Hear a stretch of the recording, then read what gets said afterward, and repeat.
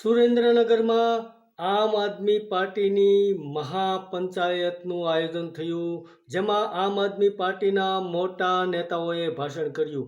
કેજરીવાલ, ભગવંત માન, પછી ત્યારબાદ ઈસુદાન ગઢવી અને ત્યારબાદ આમ આદમી પાર્ટીના મોટા નેતાઓએ ભાષણ કર્યું અને ખેડૂતો મોટા પ્રમાણમાં એકત્રિત થયેલા જોવા મળ્યા.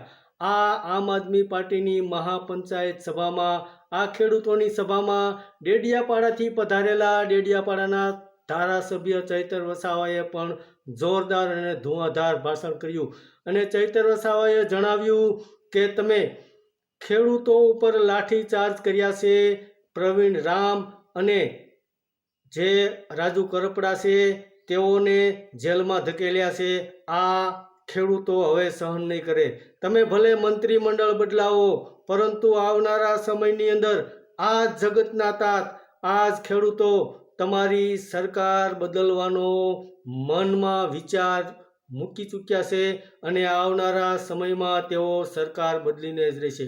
આવી રીતે ચૈતર વસાવાએ ખેડૂતો માટે અને સરકારને પણ ચેલેન્જ કરી હતી કે ખેડૂતો પર લાઠીચાર્જ થયો છે તેનો જવાબ આ ગુજરાતના ખેડૂતો ભારતીય જનતા પાર્ટીની સરકારને જરૂર આપશે અને તે પણ આવનારા 2027માં ગુજરાતમાં ભારતીય જનતા પાર્ટીની સરકાર બદલીને.